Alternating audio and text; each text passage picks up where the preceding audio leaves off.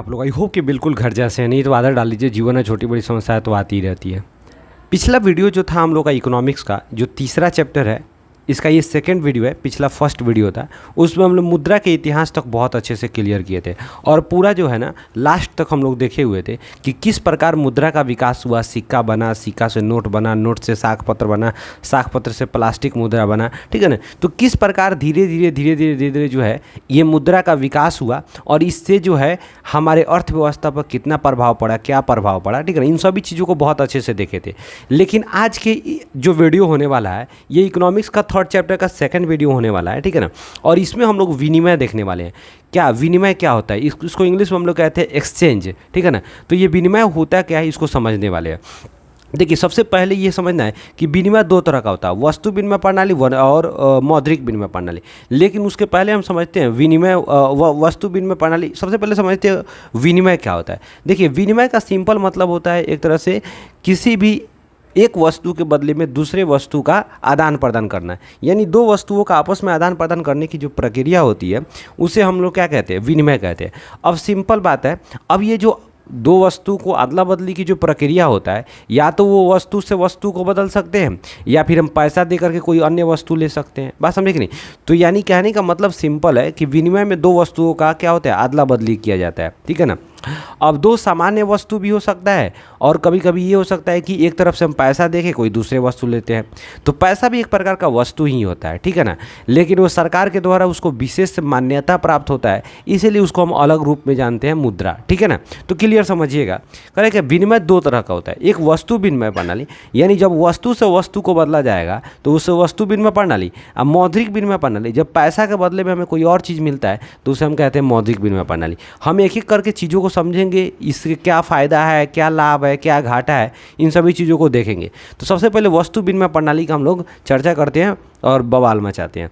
पहला कार्य है क्या कि मुद्रा के बिना प्रत्यक्ष रूप से किसी वस्तु का दूसरे वस्तु के साथ लेन देन की प्रक्रिया को वस्तु विनिमय प्रणाली कहते हैं। यानी बिना पैसा के, बिना रुपया के जब हम एक वस्तु को दे करके उसके बदले में कोई अन्य वस्तु प्राप्त करते हैं तो उसे वस्तु विनिमय प्रणाली। जैसे गेहूं के बदले में चीनी बदलना, लोहे से आम बदलना, ऐसा बड़ा सिंपल होता है, ठीक है ना। गाँव में अभी आम का सीजन है, जिनके पास लोहा से आम बदलने वाले लोग मतलब क्या होता है, जो है आम बेचने वाले जाते हैं तो इधर उधर से लोहा सब बच्चा सब चुन के रखता है और उससे आम बदल लेता है। बस समझे कि नहीं। उसी तरह मतलब इसी सिस्टम को हम लोग क्या कहते हैं, वस्तु विनिमय प्रणाली। दूसरा क्या रहेगा, वस्तु विनिमय प्रणाली की कठिनाइयाँ। अब वस्तु विनिमय प्रणाली में कुछ समस्याएं थी, ठीक है ना। अब वो समस्याएं क्या थी और वो समस्या के क्या फ़ायदा हुआ, ठीक है ना। देखिए, समस्या का भी कभी कभी फ़ायदा हो जाता है। मान लीजिए कि अगर यहाँ पर हम वस्तु विनिमय प्रणाली की कठिनाई पड़ रहे हैं तो इसी कठिनाई के वजह से ही जो है ना मुद्रा का विकास हुआ था, मुद्रा का आविष्कार हुआ, ठीक है ना। अगर ये कठिनाई नहीं होता तो मुद्रा ही नहीं आता, ठीक है ना। तो समझेंगे कि किस तरह जो वस्तु विनिमय प्रणाली में कठिनाइयाँ हुई थी, क्या समस्याएं हुई थी। जैसे देखिएगा, करें आवश्यकता के दोहरे संयोग का अभाव। आवश्यकता के दोहरे संयोग का अभाव का मतलब होता है, एक मिनट, अभाव का सिंपल मतलब होता है कि मान लीजिए वस्तु से वस्तु बदलेंगे, ठीक है ना, तो उसमें दो चीज़ें होती है। हमारे पास मान लीजिए कोई वस्तु है, ठीक है ना, और हमें कोई दूसरी वस्तु चाहिए, ठीक है ना। तो जैसे मान लीजिए सपोज़ कीजिए हमारे पास एक पेंसिल है, हम किसी ऐसे व्यक्ति को खोजेंगे, मान लीजिए हमको ज़रूरत है लाल पेन का, ठीक है ना, रेड कलर के पेन चाहिए, तो हम वैसे व्यक्ति को खोजेंगे जिसके पास रेड कलर का पेन हो और उसको पेंसिल चाहिए, ठीक है ना। तो हम क्या करेंगे, अब ढूंढते फिरेंगे हर जगह पे, भाई तुम्हारे पास रेड पेन है, मेरे पास पेंसिल है, बदल लेते हैं। तू कहेगा हमारे पास रेड पेन तो है, ठीक है ना, लेकिन पेंसिल नहीं चाहिए, ठीक है ना। घूमते बहुत घूमने के बाद कहीं मिल सकता है, नहीं तो नहीं भी मिलेगा, तो आपका काम गड़बड़ हो जाएगा। तो इस तरह दोहरे संयोग का अभाव का सिंपल मतलब होता है कि दो ऐसे व्यक्तियों का मिलना जिसको दोनों वस्तु मतलब दोनों व्यक्तियों से वस्तु बदलने की इच्छा जाहिर रखता हो, ठीक है ना, इच्छा रखता हो तब बदलेंगे। जैसे मान लीजिए मेरे पास कॉपी है, आपके पास पेन है, तो दोनों आदमी बदलने की अगर इच्छा रखता है तब हो पाएगा, और ऐसा व्यक्ति ढूंढना बड़ा मुश्किल होता था, ठीक है ना। दूसरा, मूल्य मापन का अभाव। कह रहा है क्या, मूल्य मापने का अभाव। मान लीजिए कि जब तक वस्तु विनिमय प्रणाली था ना, उसमें एक किसी वस्तु का निश्चित मूल्य करना बहुत मुश्किल था। जैसे मान लीजिए ये पेंसिल 10 रुपये में बिकेगा, लेकिन ये पैसा के आविष्कार के बाद हो पाया, लेकिन जब तक मुद्रा का आविष्कार नहीं हुआ था तब तक जो है ना मूल्य मापन की जो समस्या थी बहुत ज़्यादा व्याप्त था, ठीक है ना।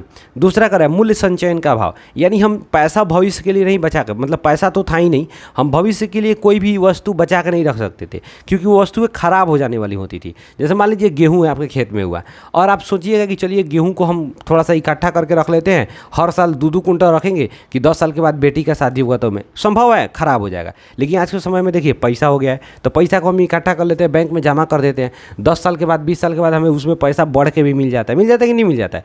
तो ये पैसा जब आया तब से मूल्य संचय का अभाव खत्म हो गया। भविष्य में भुगतान की कठिनाई, अब व्यापार वगैरह करने में भी बहुत सारी समस्याएं पहले होती थी जब वस्तु विनिमय प्रणाली था, लेकिन पैसा का जब आविष्कार हुआ तो व्यापार करने में भी समस्या दूर हुआ और बाद में भी उधारी बाकी भी चलने लग गया, ठीक है ना। तो इसलिए भविष्य में भुगतान की कठिनाई की जो समस्या था वो खत्म हो गया।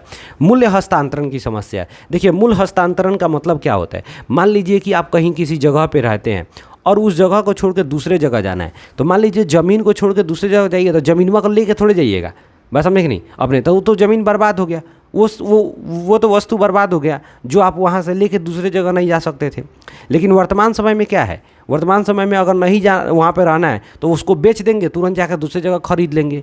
लेकिन पहले तो दिक्कत होता ना, मान लीजिए कि हमारा ज़मीन है तो हम उठा के ले नहीं जा सकते हैं। अब मान लीजिए शहर में जाकर खरीदेंगे तो शहर के लोग ज़मीन हमारी ज़मीन से बदलेगा नहीं बदलेगा, तो ये समस्या होता था मूल्य हस्तांतरण में। लेकिन जब पैसा का आविष्कार हुआ तो ये सारा खत्म हो गया, मन करे तो सामान बेचिए और जहाँ मन करे वहाँ रहते रहिए, ठीक है ना। ये एक चीज़ था। अब हम लोग थोड़ा सा समझते हैं मौद्रिक विनिमय प्रणाली। अब तो हम देख लिए वस्तु विनिमय प्रणाली क्या था, वस्तु विनिमय प्रणाली की कठिनाई, ठीक है ना। ये सारा कठिनाई की वजह से क्या हुआ, मुद्रा का आविष्कार हुआ, उसको दूर करने के लिए। अब हम समझते हैं मौद्रिक विनिमय प्रणाली क्या होता है। तो कह रहा है वस्तु विनिमय प्रणाली में व्याप्त कठिनाइयों को कारणों को दूर करने के लिए मुद्रा का आविष्कार हुआ। यानी वस्तु विनिमय प्रणाली में जो समस्या था ना उसको दूर करने के लिए मुद्रा का आविष्कार हुआ। मुद्रा का आविष्कार के बाद आर्थिक क्रियाएं काफ़ी तेज हो गई एवं अर्थव्यवस्था का विकास तेजी से होने लगा, ठीक है ना। दूसरा कह रहा है क्या, मौद्रिक विनिमय प्रणाली, विनिमय का वह रूप जिसके अंतर्गत हम मुद्रा के माध्यम से वस्तु एवं सेवाओं का खरीद बिक्री करते हैं, मौद्रिक विनिमय प्रणाली कहती है। बड़ा सिंपल है ना कि यानी विनिमय का वह रूप यानी वैसा विनिमय प्रणाली जिसके अंतर्गत हम पैसा के बदले में दूसरे वस्तु का खरीद बिक्री करते हैं तो उसे मौद्रिक विनिमय प्रणाली कहते हैं, ठीक है ना।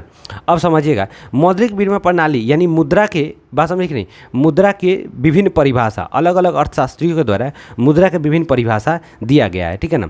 सबसे पहले मुद्रा में वह सभी वस्तुएं शामिल होती है, ये प्रोफेसर मार्शल का क्या है, ये डिफिनेशन है कि मुद्रा में वे सभी वस्तुएं शामिल होती है जो किसी समय अथवा स्थान पर बिना किसी संदेह अथवा जांच के वस्तुएं एवं सेवाओं के क्रय एवं व्यय का भुगतान करने के रूप में स्वीकार किया जाता है।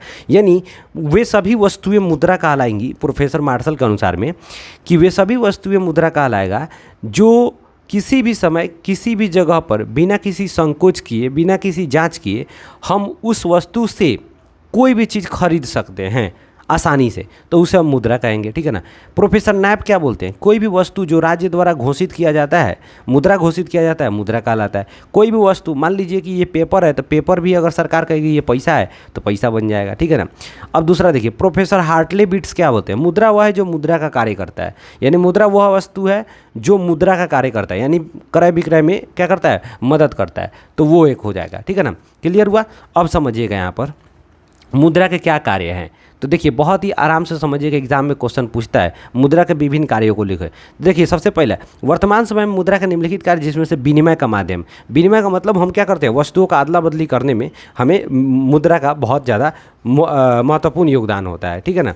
दूसरा क्या है, क्या मूल्य मापन का समस्या। जैसे ही वस्तु विनिमय प्रणाली में वस्तु एवं सेवाओं का दर सुनिश्चित करना काफ़ी मुश्किल था, किंतु मुद्रा का आविष्कार के बाद यह काफ़ी आसान हो गया। वस्तु विनिमय प्रणाली में क्या था, मुद्रा का कोई भी वस्तु का दाम सुनिश्चित नहीं हो पाता था कि चीनी 20 रुपये किलो, 40 रुपये किलो, ठीक है ना, बड़ी मुश्किल होता था, ठीक है ना। तो वहाँ पर किसी को भी ठगने की क्रिया, वहाँ पर किसी व्यक्ति को मूर्ख बनाया जा सकता था, ठीक है ना। तो ये समस्या जो था ना मुद्रा का आविष्कार के बाद दूर हो गया और वस्तु का दाम जो है निश्चित कर दिया गया।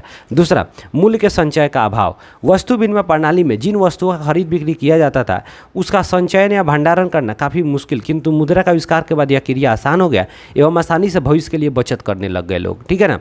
दूसरा क्या, क्रय क्रय शक्ति का हस्तांतरण। मुद्रा का आविष्कार के बाद आसानी से मुद्रा को एक स्थान से दूसरे स्थान तक भेजा जा सकता था एवं कहीं भी हम वस्तु एवं सेवाओं का खरीद बिक्री कर सकते थे। मतलब क्या हो गया कि हम कभी भी किसी भी समय में वस्तुओं का खरीद बिक्री कर सकते थे और वस्तु एक जगह से दूसरे जगह, मतलब पैसा को एक जगह से दूसरे जगह ले जा सकते थे। बात समझे कि नहीं?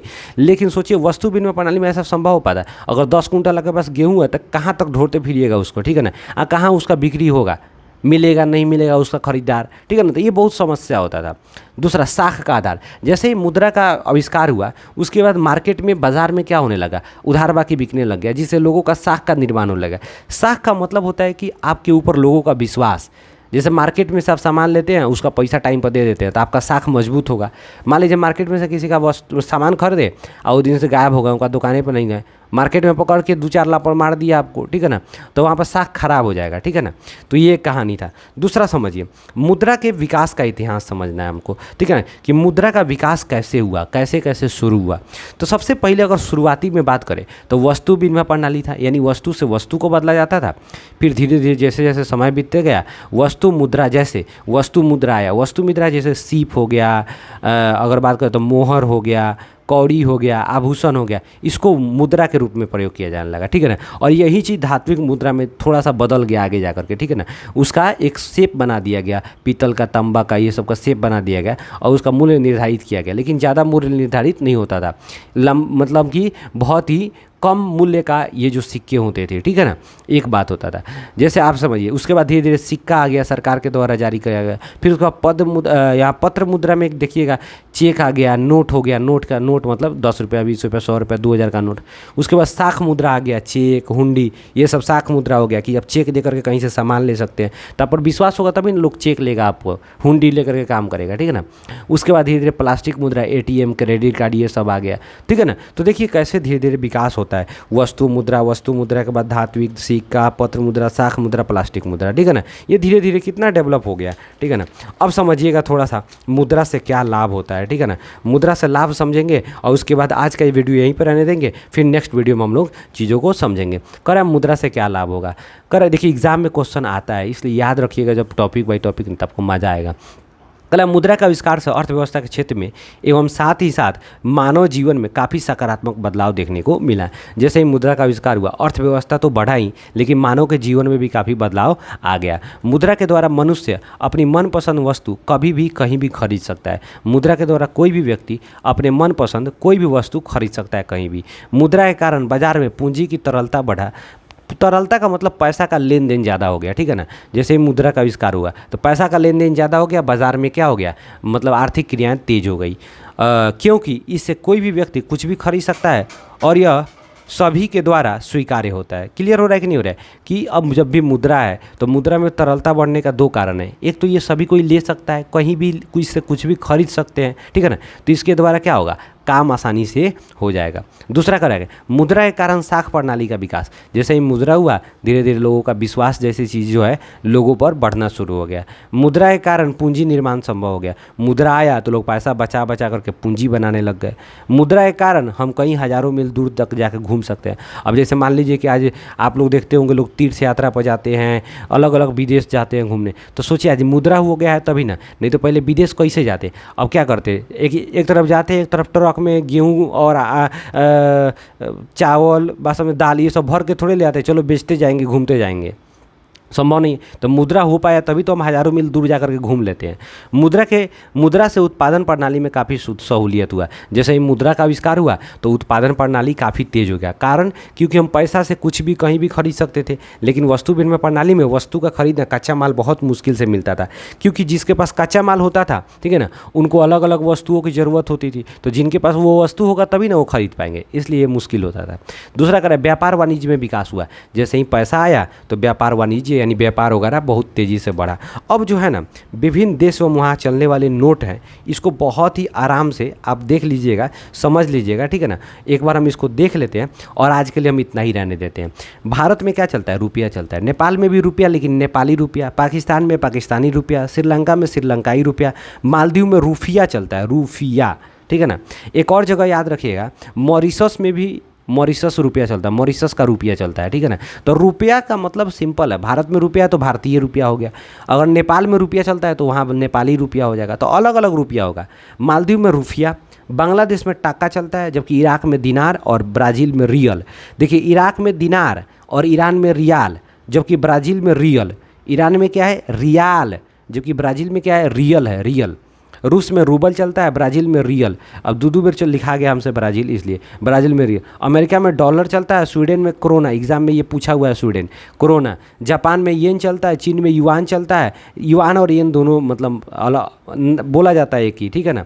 सिंगापुर में डॉलर चलता है। तो ये एक बेसिकली जो इंपॉर्टेंट जो है देश है वहाँ पर चलने वाले मुद्रा का नाम यहाँ पर दे दिए, ठीक है ना। अब इसको सही से अगर याद कर लेंगे तो आपका काम निकल जाएगा, एग्जाम में इसी से आता है, ठीक है ना। तो आई होप कि ये जो सारा बात आप लोगों को बताएं, हम जो कंसेप्ट आपको दिखाएं, ये पूरा आपको बिल्कुल समझ आया होगा, मज़ा आया होगा। अगर वीडियो अच्छा लगा हो तो लाइक कीजिए, दोस्तों के पास शेयर कीजिए, चैनल को कंपल्सरी सब्सक्राइब कीजिए। एक आप लोग से बार बार मैं कहता हूँ भाई साहब वीडियो शेयर कीजिए दोस्तों के पास थोड़ा, और उनको बोलिए सब्सक्राइब बढ़वाइए भाई साहब, ठीक है ना। तभी ना आगे मज़ा आएगा काम करने में, ठीक है ना। तो चलिए बाकी जो है नेक्स्ट क्लास में जो हम लोग बात करेंगे कोर बैंकिंग प्रणाली, और ये बचत, ये लास्ट भी हो जाएगा, कल वीडियो ख़त्म भी हो जाएगा 3 वीडियो में, ठीक है ना। उसके बाद क्वेश्चन आंसर का वीडियो बना देंगे, ठीक है ना। तो चलिए मिलते हैं नेक्स्ट वीडियो में एकदम बिल्कुल बवाल मचाते हुए, तब तक के लिए जय हिंद।